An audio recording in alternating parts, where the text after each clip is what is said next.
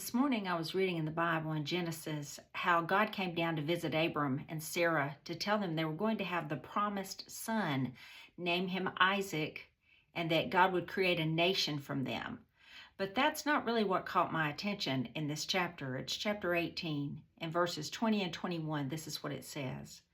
The cries of the victims in Sodom and Gomorrah are deafening. This is God talking. The sin of those cities is immense. I'm going down to see for myself, see if what they're doing is as bad as it sounds. God was about to bring judgment on a couple of cities that were very wicked.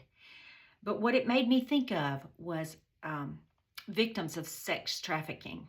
And it breaks my heart, and I have a real heart for the victims of sex trafficking. And today I felt led to share that with you so that you might pray with me a prayer for these victims, that they would be set free. I also want to tell you that every day I pray, I try to pray as often as I can, Psalm 10 over these victims. Please read it. Please pray it with me. If we join together and start pounding heaven for these victims, I believe something will break through and they will get help.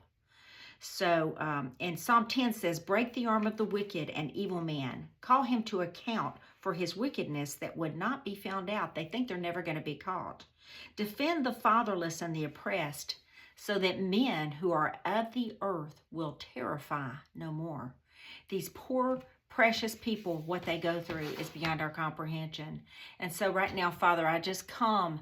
I'm standing in the gap. I'm pounding heaven for these precious ones, men, women, boys, girls, every victim of sexual trafficking and sexual slavery. And I would stand for them and I would bow for them, for you to stand up from your throne and say, enough, enough. And those people who think they're going to get away with this forever and that they're in such dark places that light can't come, that you would send your light.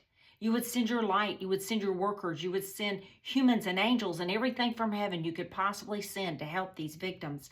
Please, Lord, let them not give up. I pray that the victims themselves will begin to cry out to you at such a deafening level, and that my cries in their behalf would be deafening to heaven.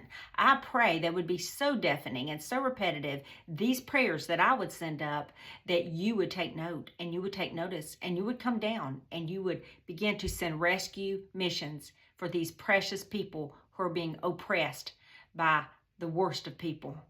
So we ask this in Jesus' name, Father. I pray you'd raise up a prayer warriors to join me to pray Psalm 10 over these victims. In Jesus' name, thank you.